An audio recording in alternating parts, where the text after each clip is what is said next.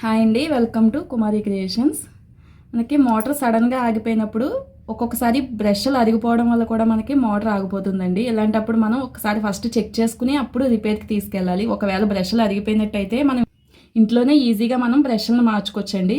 First మనం ఒకసారి open చేసి చూసుకుందామండి. మనకి 2 బ్రషెస్ ఉంటాయండి, ఒకటి ఇటు సైడు ఒకటి ఇటు సైడు. ఇవి తీసి చూద్దాం. మనకి బ్రష్ అసలు లేదండి, మొత్తం స్ప్రింగ్ తప్ప బ్రష్ అంతా అరిగిపోయింది. రెండో వైపు కూడా చూద్దాం. ఇది కూడా మనకి బ్రష్ అంతా అరిగిపోయిందండి. మనకి సగంలో బ్రష్ సగం అరిగినప్పుడే మోటార్ ఆగిపోతుంది. ఎందుకో మొత్తం అయ్యే వరకు కూడా మోటార్ ఆగలేదండి. లేదంటే మధ్యలో ఒకసారి చెక్ చేసుకోవాల్సింది. మోటార్ ఆగకపోవడం వల్ల అసలు చెక్ చేయలేదు. ఇప్పుడు నేను కొత్త బ్రష్లను ఎలా చేంజ్ చేయాలో చూపిస్తాను. ఇవి కొత్తవండి. ఇలా మనకి సగానికి వచ్చేసరికి మోటార్ ఆగిపోతుంది. మొత్తం అయ్యే వరకు మనకి మోటార్ అయితే ఆగలేదు. ఇప్పుడు వీటిని ఎలా చేంజ్ చేయాలో చూపిస్తాను. ఇలా ఇది లోపల వైపుకండి ఈ విధంగా ఫ్రీగా వెళ్ళేటట్టు చూసుకోవాలి. మనకి క్యాప్ ఉంది కదండి, క్యాప్ని ఈ విధంగా స్ప్రింగ్ నొక్కుతూ బిగించుకోవాలండి.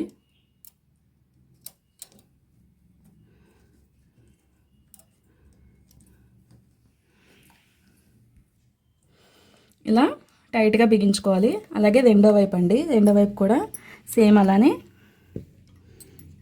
ఈ విధంగా లోపల వైపు కుంచుకుని